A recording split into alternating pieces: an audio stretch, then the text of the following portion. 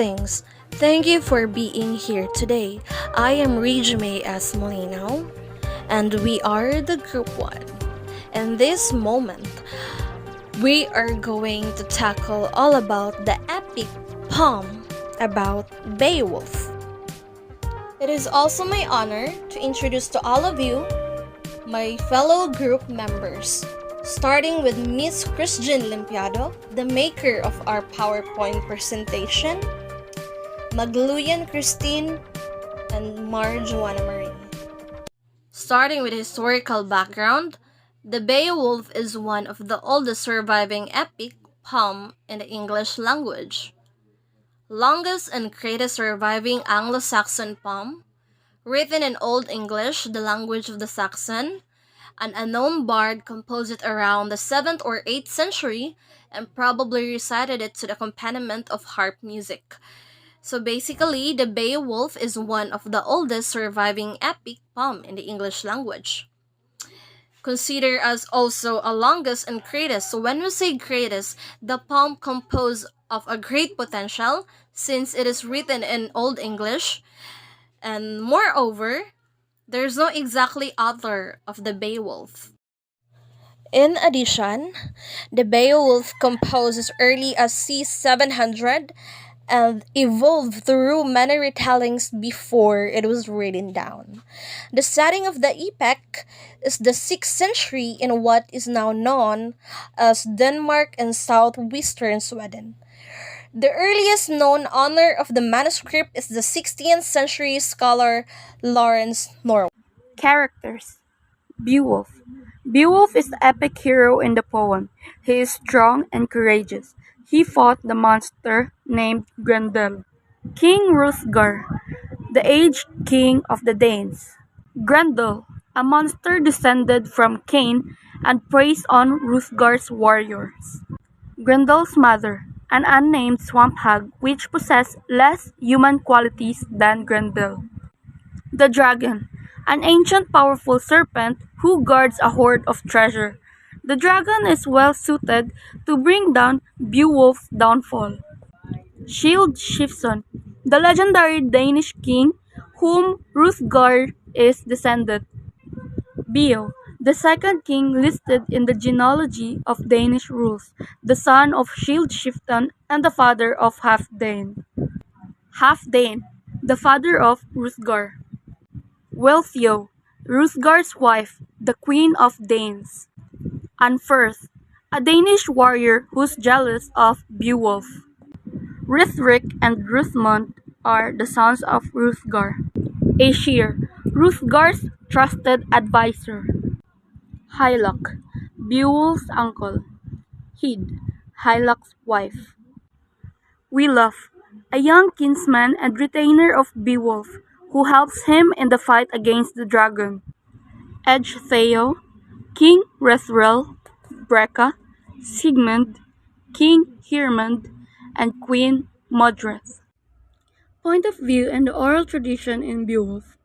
Beowulf was originally a poem passed on through oral tradition. Oral tradition is a form of human communication where knowledge, art, ideas, and cultural materials is received, preserved, and transmitted orally from one generation to another. The point of view from which the Beowulf manuscript can be depicted as a godlike narrations where the storyteller is aware of everything that's going on in the world as well as the past, present, and the future of the story. This point of view is formally known as the third person omniscient. So hello guys, I am the reporters of the conflicts. So there are three central conflicts. Number 1, Grendel's domination of Harroth Hall. Number 2, the vengeance of Grendel's mother after Grendel is slain. Number 3, the rage of the dragon after a thief stole a treasure that it has been guarding. The poem overarching conflict is between close-knit warrior societies and the various menace that threatens their boundaries. So let us move on to the tone. The poet is generally enthusiastic about Beowulf's feat, but he often surrounded the events he narrates with a sense of doom. In the epic poem Beowulf, literary devices are used. These literary devices are alliteration, assonance, caesura, and kenning.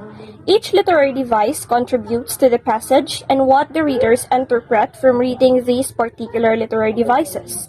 Literary devices are used to aid in conveying a message in the passage as a whole. Alteration helps emphasize what is being described. Assonance helps draw a connection to the words. Caesura is used to pause for a moment and emphasize something, while kenning is used to aid in describing someone. Now let us delve into the first literary device used, the alliteration. An example line from the epic poem is Marcius and made his home in hell. This line pertains to Grendel's home and describing it as a horrible, frightening, and terrible place. Second, we have assonance. An example line from the Beowulf epic poem is by God punished forever for the crime. This gives an explanation as to why Grendel continues to show his fury on the city. This is also significant because it showed how the monks perceived Grendel as the murderous creature just like Cain, and that he must be punished by God. Moving into the third one is the Caesura. Example line, then when darkness had wrapped, this particular passage emphasizes the setting of Grendel's arrival. And lastly, we have the literary device called kenning. An example line from the episode, The Battle of Grendel's Mother, and all as once the greedy she-wolf. This passage informs the readers or the listeners that she wants to smite Beowulf. She is demonstrating the traits of a female wolf that is protecting her pup, Grendel. Hence, we can easily infer that she is getting revenge for her son. On to our next point of discussion is the themes presented all throughout the epic poem. First is the heroic code, which is primarily the basis of Beowulf's action, and it consists of loyalty, pride, and glory. Second is the theme of good versus evil. It is the contrast between Beowulf and Grendel. Third, loyalty itself is a theme, the guiding force when the epic was written. And then for the fourth is the theme of death and defeat, the inevitable truth that no one can escape death. And lastly, we have the theme of hospitality. Visiting nobility and warriors expected hospitable feasts just as the culture and traditions of the times. Again, while not much is known about the individual who created Beowulf, it has had an indisputable and lasting influence upon literature for countless generations. The main theme of the poem, that is the conflict between good and evil, most obviously exemplified by the physical conflict between Beowulf and Grendel. However, good and evil are also presented in the poem not as mutually exclusive opposites, but as dual qualities present in everyone. The poem also makes clear our need for a code of ethics, which allows members of society to relate to one another with understanding and trust. Let us move on to the plot and summary. So the poem opens with a brief genealogy of the Silding Dane, the royal dynasty, named after a mythic hero Sealed Skiffing. A maid hole, or known as Hirthole, was built by Rutger, the king of Danes. The Danes people made a lot of noise, so that Grendel assaulted them, took control of the hole for 12 years. A great warrior from Gateland came to help. His name is Beowulf. He fought with Grendel and succeeded in defeating the man-like ogre. Grendel is the descendant of the biblical murderer Cain. In this time, the great warrior from Gateland named Beowulf came to the Danes people, helped the Danes people in order for them to free from the hand of Grendel.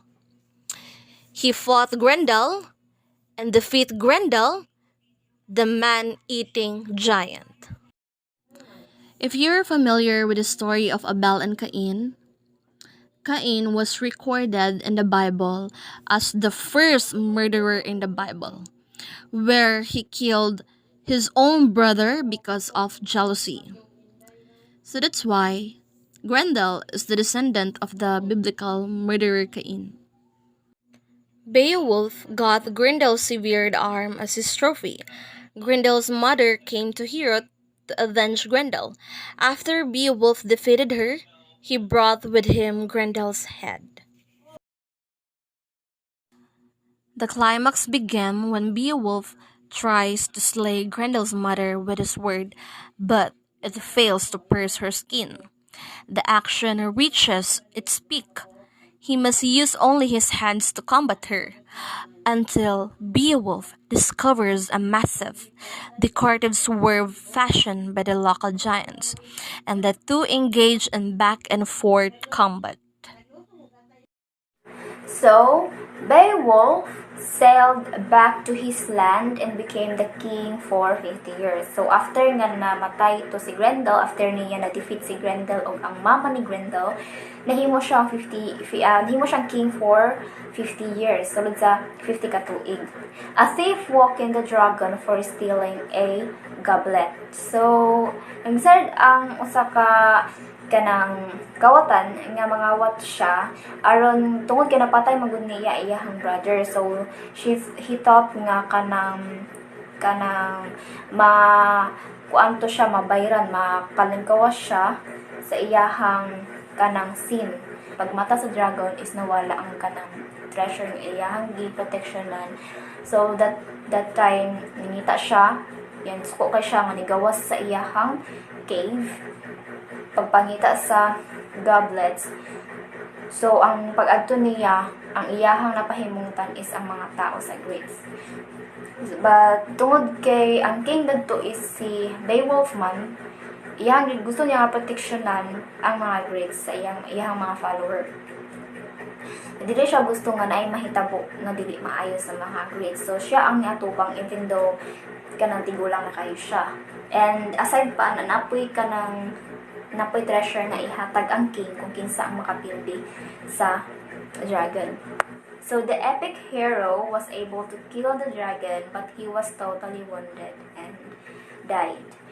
So kani nga time ang epic hero is si Beowulf man gyud. But this time ang nakapatay man atong sa dragon is si Beowulf.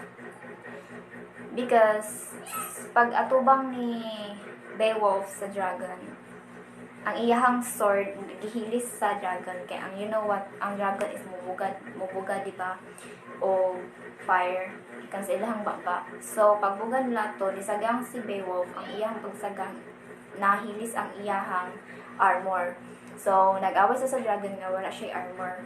And then pagpaak sa dragon, kita ko bikan dragon tao lang siya. So moto gi paak siya sa liog, moto nga na-wounded siya. Then ang dragon is poisonous man ang dragon, so mopudto nga dali ra kayo namatay si Beowulf. Para po na dugay namatay ra gihapon siya. Dili kay gitabangan siya ni Beowulf, kani si Beowulf usa ni siya kataw-taw niya nga loyal kay sa iya nga wagi siya gubiyaan sa battle.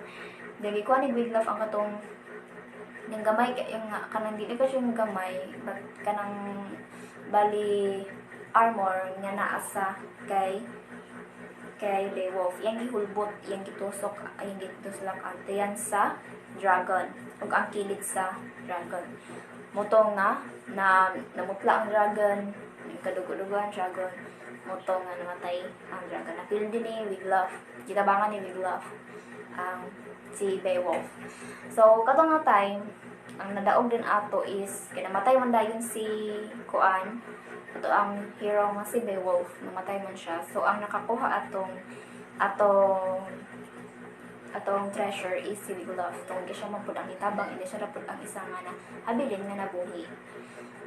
So ang nahimo dayon sunod nga king si Beowulf. Nahimo siyang king sa Greece. Now, for our collective reflection, as we read and peruse through the epic, we have envisaged the ultimate showdown between good and evil. Beowulf is an outstanding tale of bravery, honor, and valor. It's impossible to fathom how well Anglo-Saxon scholars were able to memorize and transmit the epic.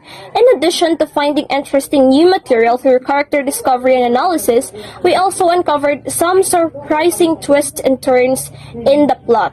The story's main focus was on the human nature and the worth of the human spirit. It was not in the heroic Beowulf that they were discovered, but in the villains Grendel and his mother, because of his superhuman strength and utter lack of humanity.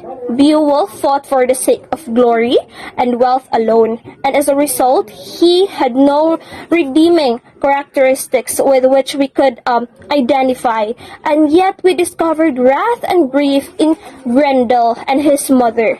The epic also contains a fascinating theme about good versus evil again. So, Beowulf contains all the qualities that humans consider to be good, having the qualities of bravery, valor, and a moral conviction, while Grendel, the monster, is a summation for all the qualities that we consider to be bad for humanity, such as envy, resentment, and anger, for the simple reason that at their core, those characteristics identify monsters rather than humans. Beowulf was an enlightening read on many levels, from its portrayal of Anglo-Saxon history to the lessons it offered about the human experience. So that would be all for our video presentation on the epic poem Beowulf.